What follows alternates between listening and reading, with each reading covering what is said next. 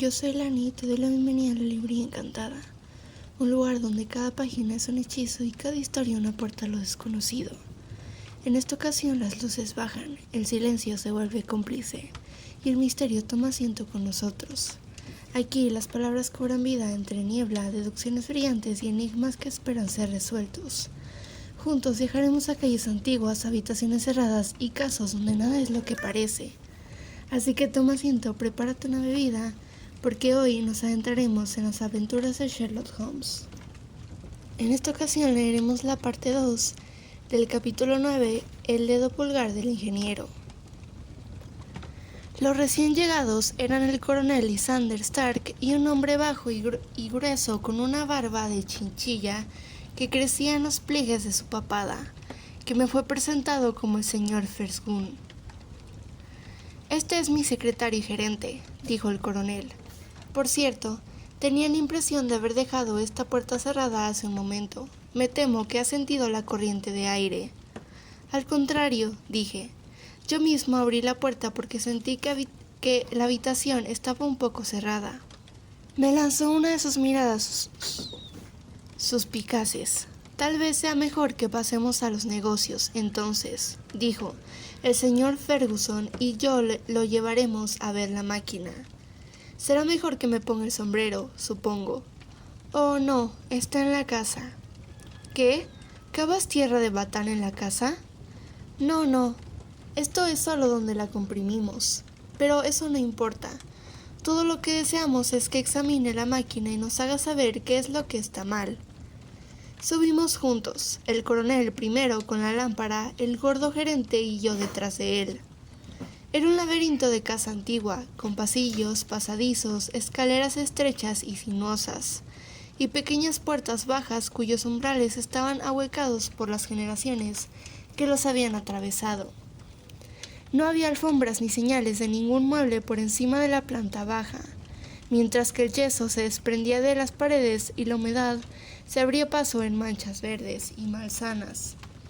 Intenté dar un aspecto lo más despreocupado posible, pero no había olvidado las advertencias de la señora, aunque no las tuviera en cuenta, y no perdí de vista a mis dos acompañantes. Ferguson parecía un hombre taciturno y silencioso, pero por lo poco que dijo pude comprobar que al menos era un compatriota. El coronel Lysander Stark se detuvo por fin ante una puerta baja, que abrió. Dentro había una habitación pequeña y cuadrada, en la que apenas podíamos entrar los tres a la vez. Ferguson se quedó afuera y el coronel me hizo pasar. Estamos ahora, dijo, dentro de la prensa hidráulica, y sería algo particularmente desagradable para nosotros si alguien la encendiera. El techo de esta pequeña cámara es en realidad el extremo del pistón que desciende y lo hace con la fuerza de muchas toneladas sobre este suelo metálico. Hay pequeñas columnas laterales de agua en el exterior que reciben fuerza y que la transmiten y multiplican de la manera que ustedes conocen. La máquina avanza con bastante facilidad, pero hay cierta dificultad en su funcionamiento y ha perdido un poco de fuerza. Tal vez tenga usted la bondad de revisarla y mostrarnos cómo podemos arreglarla. Le cogí la lámpara y examiné la máquina muy a fondo. Era, en efecto, gigantesca y capaz de ejercer una enorme presión. Sin embargo, cuando pasé al exterior y presioné las palancas que la controlaban, supe de inmediato, por el sonido silbante, que había una ligera fuga que permitía una regurgitación de agua a través de uno de los cilindros laterales. Un examen demostró que una de las bandas de goma india que rodeaba la cabeza de una varilla de accionamiento se había encogido, de tal manera que no llegaba a llenar la cavidad a lo largo de la cual funcionaba.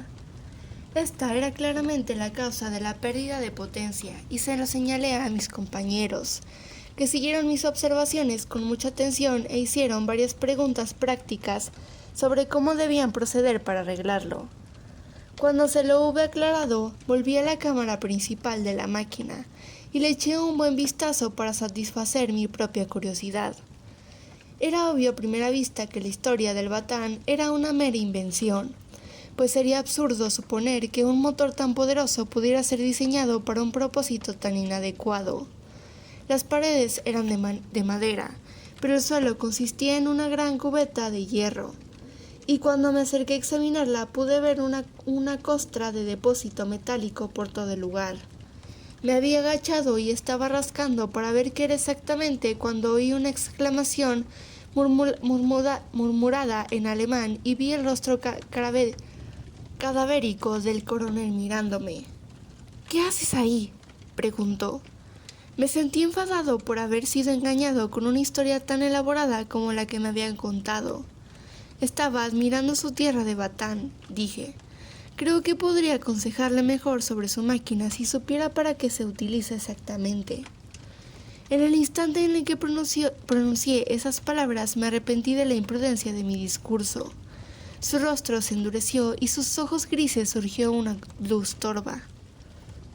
«Muy bien», dijo, «lo sabrás todo sobre la máquina». Retrocedió un paso, cerró de golpe la pequeña puerta y giró la llave en la cerradura. Me precipité hacia ella y tiré de la manilla, pero estaba bien asegurada y no cedió lo más mínimo a mis patadas y empujones. «¡Hola!», grité. «¡Hola, coronel! ¡Déjeme salir!». Y de repente en el silencio oí un sonido que me hizo saltar el corazón. Era el tintineo de las palancas y el ruido del cilindro que goteaba. Habían puesto en marcha el motor. La lámpara seguía en el suelo, donde la había colocado al examinar la cubeta. A su luz, vi que el techo negro se me veía encima lentamente a trompicones.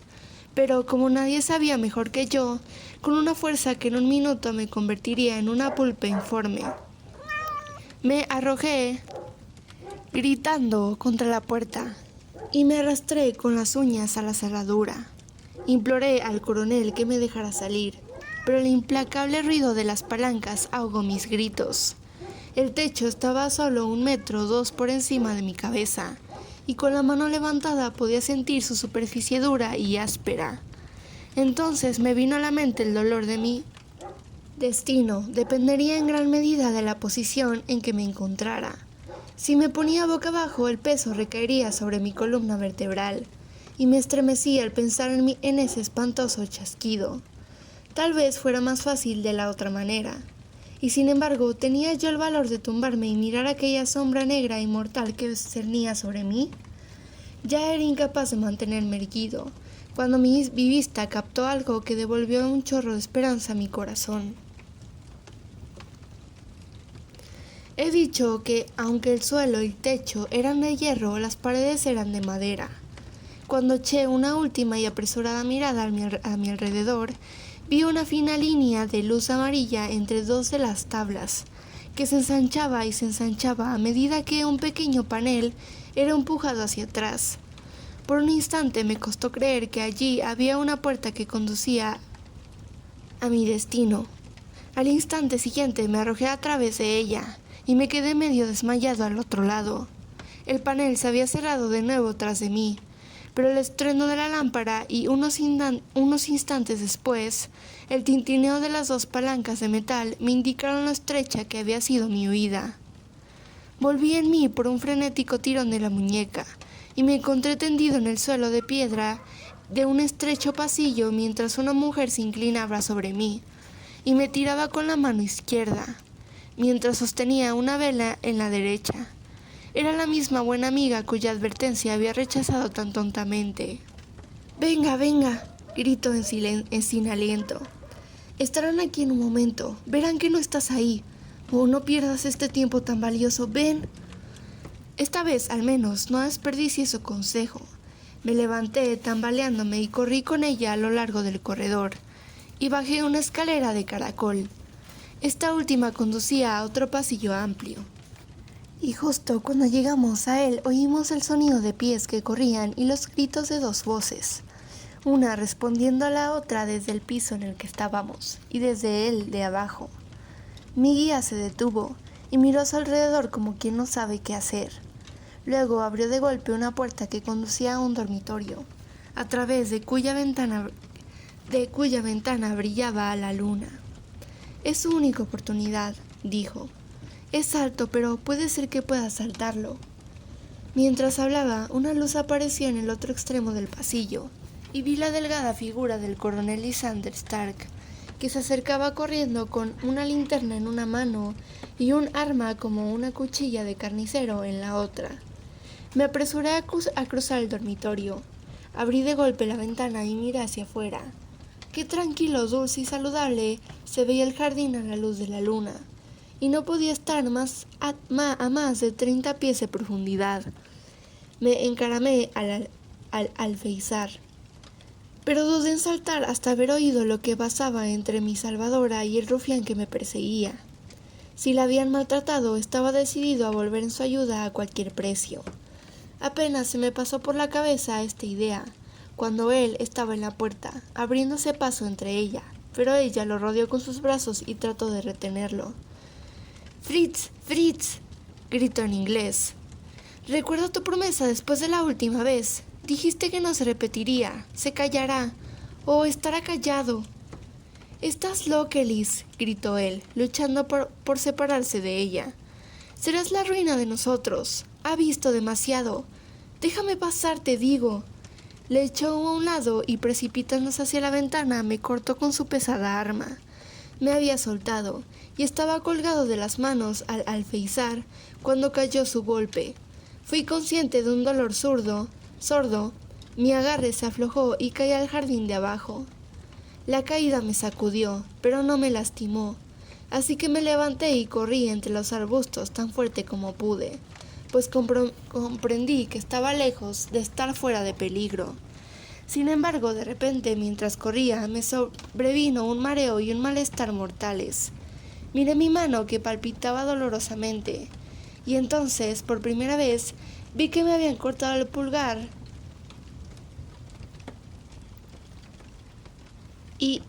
e intenté atar mi pañuelo alrededor de la herida, pero de repente sentí un zumbido en los oídos, y al momento siguiente caí desmayado entre los rosales. No puedo decir cuánto tiempo estuve inconsciente. Debió de ser mucho tiempo, pues la luna se había ocultado y amanecía cuando volví en mí. Mi ropa estaba empapada de rocío. El escozor de la herida me recordó en un instante todos los detalles de mi aventura nocturna, y me puse de pie en un salto con la sensación de que difícilmente podría estar a salvo de mis perseguidores. Pero para mi asombro, cuando miré a mi alrededor, no se veía ni la casa ni el jardín.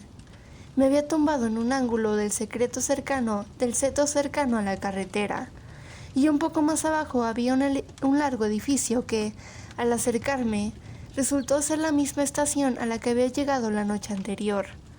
Si no fuera por la fea herida que tenía en la mano, todo lo que había pasado durante aquellas espantosas horas podría haber sido un mal sueño. Medio aturdido, entré en la estación y pregunté por el tren de la mañana. Habría uno a Reading en menos de una hora.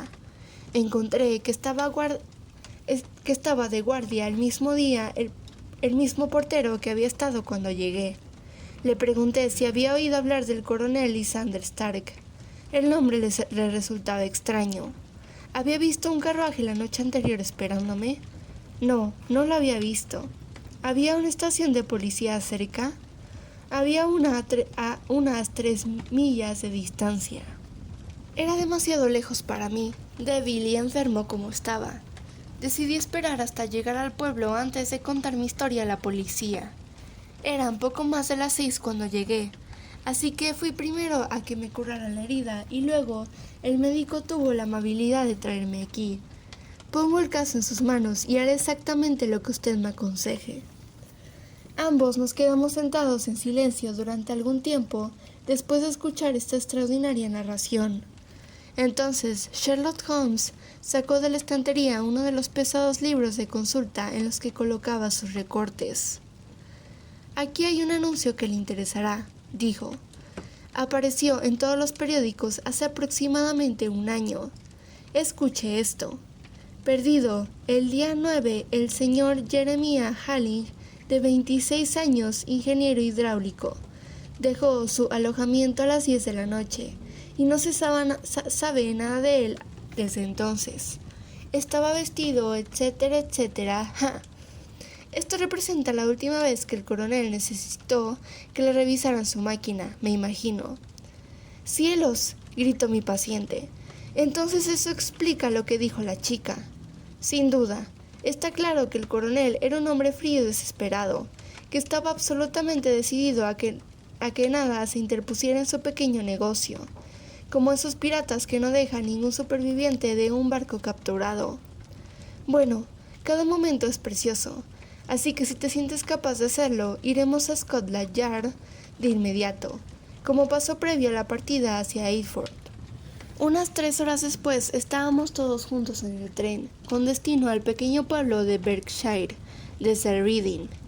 Estábamos Sherlock Holmes, el ingeniero hidráulico, el inspector Bradstreet de Scotland Yard, un hombre de paisano y yo. Bradstreet había extendido un mapa de ordenación del condado sobre el asiento y estaba ocupado con sus compases dibujando un círculo cuyo centro era Eyford. Ahí está, dijo. Ese círculo está dibujado en un radio de 10 millas desde el pueblo. El lugar que queremos debe estar en algún lugar cerca de esta línea. Usted dijo 10 millas, creo, señor. Fue 1 hora de camino. ¿Y cree que le trajeron de vuelta todo ese camino cuando estaba inconsciente? Deben haberlo hecho. Tengo un recuerdo confuso, también, de haber sido levantado y transportado a algún lugar. Lo que no puedo entender, dije yo, es por qué debieron perdonarle a usted cuando le encontraron desmayado en el jardín. Tal vez el villano se ablandó por las súplicas de la mujer. No creo que eso sea probable. Nunca vi un rostro más inexorable en mi vida. Oh, pronto aclararemos todo esto, dijo Bradstreet. Bien, he trazado mi círculo y solo desearía saber en qué punto del mismo se encuentra la gente que buscamos. Creo que podría poner el dedo en la llaga, dijo Holmes en voz baja. ¿De verdad?, gritó el inspector. Ya se ha formado su opinión. Vamos a ver quién está de acuerdo con usted. Yo digo que es el sur, porque el país está más abandonado allí. Yo digo que es el este, dijo mi paciente. Yo estoy por el oeste, comentó el hombre de paisano. Allí hay varios pueblecitos tranquilos. Y yo estoy por el norte, dije yo, porque allí no hay colinas y nuestro amigo dice que no notó que el carruaje subiera a ninguna. Vamos, gritó el inspector riendo. Es una bonita diversidad de opiniones. Hemos encajado la brújula entre nosotros. ¿A quién le das tu voto de calidad? Todos estáis equivocados, pero no podemos estarlo todos. Oh, sí se puede. Este es mi punto. Colocó su dedo en el centro del círculo. Aquí es donde los encontraremos. Pero el viaje es de 12 millas, añadió Hatterley. 6 de ida y 6 de vuelta. Nada más sencillo. Tú mismo dices que el caballo estaba fresco y reluciente cuando subiste. ¿Cómo podría ser eso si había recorrido 12 millas por caminos pesados? En efecto, es una argucia bastante probable, observó Bradstreet pensativo. Desde luego no puede haber ninguna duda sobre la naturaleza de esta banda. Ninguna en absoluto, dijo Holmes. Son acuñadores a gran escala y han utilizado la máquina para formar la amalgama que ha sustituido la plata. Hace tiempo que sabemos de una banda astuta que estaba trabajando, dijo el inspector. Han estado produciendo medias coronas por miles, incluso le seguimos hasta la pista Reading, pero no pudimos llegar más lejos, porque habían cubierto sus huellas de una manera que demostraba que eran gente muy veterana. Pero ahora, gracias a esta afortunada casualidad, creo que hemos acertado de pleno. Pero el inspector se equivocaba, pues aquellos criminales no estaban destinados a caer en manos de la justicia. Al entrar en la estación de Eyford, vimos una gigantesca columna de humo que salía detrás de un pequeño grupo de árboles de la zona y que colgaba como una inmensa pluma de avestruz sobre el paisaje. ¿Una casa en llamas?, preguntó Bradstreet mientras el tren retomaba su camino. Sí, señor, dijo el jefe de estación. ¿Cuándo estalló? He oído que fue durante la noche, señor, pero se ha grabado y todo el lugar está en llamas. ¿De quién es la casa? Del doctor Beecher. Dígame, interrumpió el maquinista. ¿Es el doctor Beecher un alemán muy delgado, con una nariz larga y afilada? El jefe de estación se rió con ganas. No, el doctor Beecher es inglés, y no hay hombre en la parroquia que tenga chaleco mejor forrado. Pero tiene un caballero alojado con él, un paciente, según tengo entendido, que es extranjero y parece que un poco de buena carne de Berkshire no le vendría mal. El jefe de estación no había terminado su discurso antes de que todos nos apresuráramos en dirección al fuego. La carretera coronaba una colina baja, y frente a nosotros había un gran edificio engalado que escupía fuego por todos los resquicios y ventanas, mientras que el jardín de enfrente 3 motores de incendio se esforzaban en vano por mantener las llamas bajo control. «¡Eso es!», gritó Hatterley con intensa excitación. «Ahí está el camino de grava, y ahí están los rosales donde estuve acostado. Esa segunda ventana es desde la que salté». «Bueno, al menos», dijo Holmes, «usted se ha vengado de ellos. No cabe duda de que fue su lámpara de aceite la que, al ser aplastada en la prensa, prendió fuego a las paredes de madera, aunque, sin duda, estaban demasiado agitados en la persecución de usted como para observarlo en ese momento. Ahora mantengan los ojos abiertos entre esta multitud para buscar a sus amigos de anoche, aunque mucho me temo que ya están en un buen centenar de millas de distancia».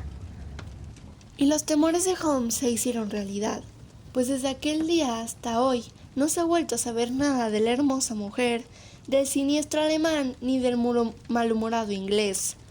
Aquella mañana temprano, un campesino había encontrado un carro con varias personas y unas cajas muy voluminosas que se dirigía rápidamente en dirección a Reading, pero allí desapareció todo rastro de los fugitivos. Ni siquiera el ingeniero de Holmes logró descubrir jamás la menor pista sobre su paradero. Los bomberos estaban muy preocupados por los extraños arreglos que habían encontrado en el interior, y aún más por el descubrimiento de un pulgar humano recién cortado en el alféizar de una ventana del segundo piso. Al atardecer, sin embargo, sus esfuerzos tuvieron por fin éxito, y lograron dominar las llamas, pero no antes de que el techo se derrumbara y todo el lugar quedara reducido a una ruina tan absoluta que, salvo algunos cilindros retorcidos y tuberías de hierro, no quedaba ni rastro de la maquinaria que tan caro le había costado a nuestro desafortunado desconocido. Se descubrieron grandes masas de níquel y de estaño almacenadas en una dependencia, pero no se encontró ninguna moneda, lo que puede haber explicado la presencia de esas voluminosas cajas a las que ya nos habíamos referido. El modo en el que nuestro ingeniero hidráulico había sido transportado desde el jardín hasta el lugar donde recuperó el sentido podría haber permanecido para siempre en el misterio si no fuera por el moho blando que nos contó una historia muy clara. Evidentemente había sido transportado por 2 personas, una de las cuales tenía los pies notablemente pequeños y la otra inusualmente grandes. En conjunto era muy probable que el silencioso inglés, siendo menos audaz o menos asesino que en su compañero, hubiera ayudado a la mujer a llevar al hombre inconsciente fuera del camino del peligro. «Bueno», dijo nuestro ingeniero con pesar, mientras tomábamos nuestros asientos para regresar una vez más a Londres. «Ha sido un bonito asunto para mí. He perdido mi pulgar y he perdido una cuota de 50 guineas. ¿Y qué he ganado?» «Experiencia», dijo Holmes riendo. «Indirectamente puede ser valiosa, ya sabe. Solo tiene que ponerla en palabras para ganarse la reputación de ser una excelente compañía para el resto de su existencia».